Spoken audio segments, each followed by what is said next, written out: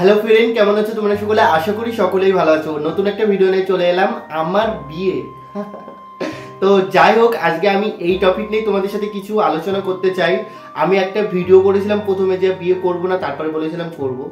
তো একটা কথা বলি, তখন যে ভিডিওটা করেছিলাম তখন কিন্তু একটা কষ্টর মুহূর্ত, মানে ওই মুহূর্তটা আমার খুব মনে পড়ছিল, খুব কষ্ট হচ্ছিল, যে কারণে কিন্তু ওই কথাটা বলেছিলাম। লাইফে মানুষ হয়ে জন্মগ্রহণ করেছি, বিয়ে একদিন করতেই হবে সবাইকে। তো কিছু কথা তোমাদের সাথে শেয়ার করতে চাই। কিছু কিছু দিদি, কিছু কিছু দাদারা আমাকে কিছু কমেন্ট করেছে, সেইগুলোই আজকে আমি তোমাদেরকে শোনাবো। প্লাস কবে বিয়ে করছি সেটাও তোমাদের সাথে শেয়ার করবো সম্পূর্ণটা, ঠিক আছে? তোমরা ভিডিওটা প্রথম থেকে শেষ অবধি দেখো, তোমাদেরও ভালো। একটা জায়গায় মেয়ে দেখা হয়েছিল, মানে দেখেছি, ঠিক আছে?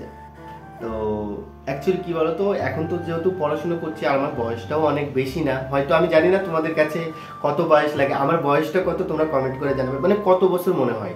আমি কিন্তু উচ্চ মাধ্যমিকের পরে, উচ্চ মাধ্যমিক একটা ছেলে কত বছর বয়সে দিতে পারে, বা উচ্চ মাধ্যমিক পরীক্ষার পরে কলেজে 3 বছর কাটিয়েছি, 3 বছর পড়েছি, তারপরে কিন্তু আর পড়া হয়নি।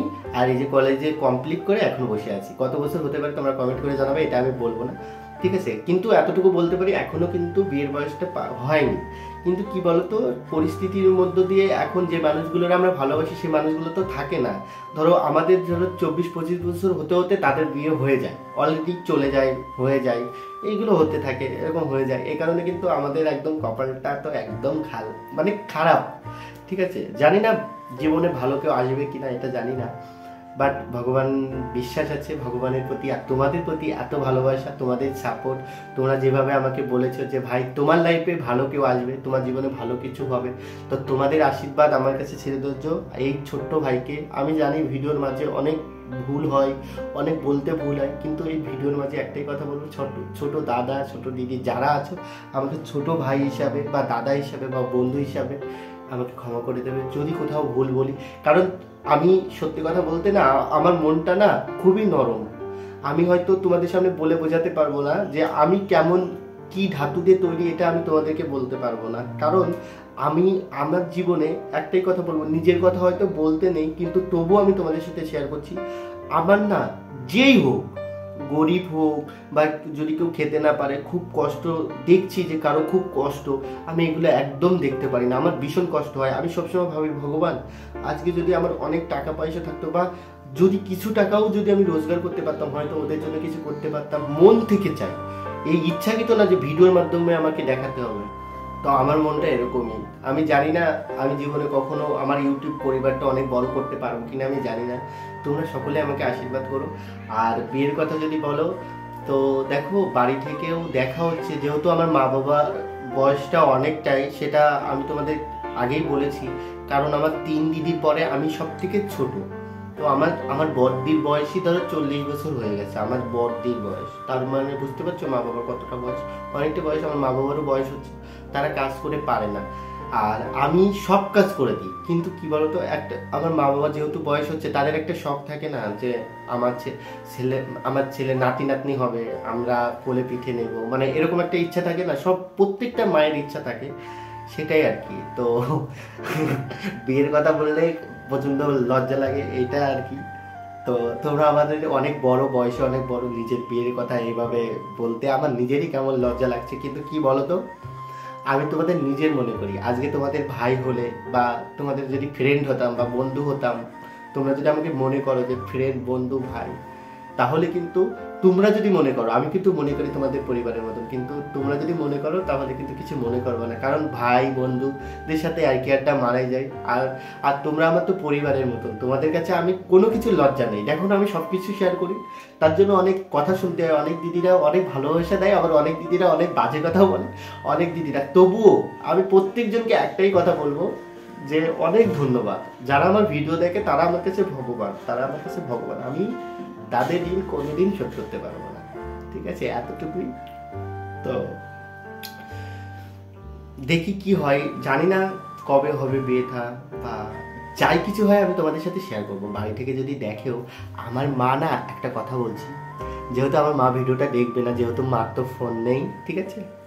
আর এই ফোনটা তো যাই হোক আমারই আর একটা ফোন। তো এখন আমার মা, একটা কথা, সেটা হলো আমার মা একটা মানে একজনকে বলে রেখেছে যে আমার ছেলেকে বিয়ে দেবো, তো একটা মেয়ে দেখে দাও, ঠিক আছে। এখন আমি ঘরে শুয়ে আছি, আমার মা মানে উনি এসছে, আসার পরে আমার মা বলছে যে দেখেছো? তা উনি বললো যে দেখেছি, তা কাজ বাজ না করলে। তখন আমি শুনতে পেয়েছি, আমি বলছি কী হচ্ছে ব্যাপারটা। তখন মাকে যেয়ে বলছি মা কী হয়েছে, তা বলছে এই তুই চুপ কর চুপ কর। আমি বলছি ওটা কী হয়েছে বলো। তারপর বলছে তোমার মা মেয়ে দেখছে। আমি তো মার পরে খুব ভীষণ রেগে গেছি। আমি বলছি খবরদার এরকম কিন্তু আর করবো না, কারণ আমি নিজের পায়ে আগে দাঁড়াই। আর হ্যাঁ, ভালোবাসা যাবে না এরকম ভুল কথা, ভালোবাসা যায় মানুষকে, কিন্তু বিয়ে নিজের পায়ে না দাঁড়িয়ে করা যায় না। দেখো আমাদের একটা বয়স, এমন একটা বয়স, যদি ভালোবাসার মানুষ যদি পাশে থাকে, আমাদের জীবনটা আরো সুন্দর হয়ে ওঠে। প্রত্যেকটা মানুষের জীবনে এক একটা মানুষের প্রয়োজন থাকে, মানে প্রত্যেকটা মানুষের জন্য এক একটা মানুষ প্রয়োজন, যাতে তার লাইফটা এগিয়ে নেওয়ার জন্য। কারণ একটা ছেলের লাইফে একটা মেয়ের খুবই প্রয়োজন, আর একটা মেয়ের লাইফে একটা ছেলের খুবই প্রয়োজন। যদি দুজন দুজনকে ভালোবাসে না, লাইফটা একটা মেয়ে পারে একটা সংসারটাকে মানে গড়িয়ে তুলতে, আবার একটা মেয়েই পারে সংসারটাকে ভেঙে দিতে। তো একটা ছেলের মেয়ের প্রয়োজন, আর একটা ছেলে একটা মেয়ের ছায়ার মতন, তার নিচেই সবসময় সে সুরক্ষিত থাকে, সবসময় সুরক্ষিতই থাকবে একটা মেয়ে, আমি এটা মনে করি। আর আমি যাকে বিয়ে করব তাকে আমি কখনো কষ্ট দেব না। একটা মেয়ে তো অনেকটা কষ্ট করে তার বাবার ঘর থেকে একটা মানে অচেনা একটা স্বামীর হাত ধরে তার সাথে চলে আসে।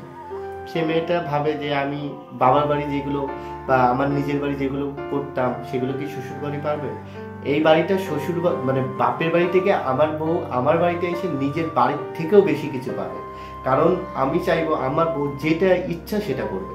মানে আমি সবসময় চাইবো যে তার যেটা খেতে ভালো লাগে, তার যে জামাটা পরতে ভালো লাগে, তার যদি কোথাও যেতে ভালো লাগে, সে সব কিছু করবে A to Z ছাড়। শুধু একটাই কথা বলবো, আমাকে ছেড়ে কখনো যেতে পারবে না। তোমার যা ইচ্ছে করো, দিনের শেষে আমার কাছে ফিরে এসো, ব্যাস, আর কিচ্ছু চাই না আমি। তো যাই হোক, তো এটাই ছিল কথা। তো আমি আমার ভিডিওটা এখানেই শেষ করছি। সবাই ভালো থাকো, সুস্থ থাকো, কালকে একটা নতুন ভিডিওর সাথে আসবো। আর একটা কথা বলছি, সেটা হচ্ছে কি, আমার বিয়ে তো এখন হচ্ছে না, সেটা তোমরা বুঝতেই পারলে, এখন হচ্ছে না, যখন হবে তখন দেখা যাবে। তো যাই হোক, আজকে আমার বোনে দেখতে এসছে, ঠিক আছে, মানে আমার বোনে দেখতে এসছে, বাড়িতে লোকজন আসবে, তো এই কারণে কিন্তু আমি ওই ভিডিও করতে পারিনি, ঠিক আছে। আর চুল কাটতে গেছিলাম, দেখো চুল কেটে এসেছি, ভিডিও করতে পারিনি কোনো রকম। তো ভাবছি কিছু একটা ভিডিও শেয়ার করি, তো এই ভিডিওটা তোমাদের সাথে শেয়ার করলাম, ঠিক আছে। এই টপিক নিয়ে আর অনেক দিদিরা অনেক কমেন্ট করেছিল, যে কারণে আজকে এই ভিডিওটা করলাম, ঠিক আছে। কালকে সত্যি বলতে নতুন একটা ব্লগ আসবে, আর কেমন ভিডিও তোমরা দেখতে চাও কমেন্ট করে নিচে জানাবে। তো আজকের মতন বাই বাই। আর যারা আমার চ্যানেলে নতুন আসো প্লিজ সাবস্ক্রাইব করে দেবে, আর পাশে থাকা বেল আইকনটা টাচ করে দেবে, মানে ওই ঘন্টাটা বাজিয়ে দিলে কিন্তু নোটিফিকেশন তোমাদের কাছেই আগে পৌঁছাবে। তো আজকের মতন বাই বাই, সবাই ভালো থাকো, সুস্থ থাকো।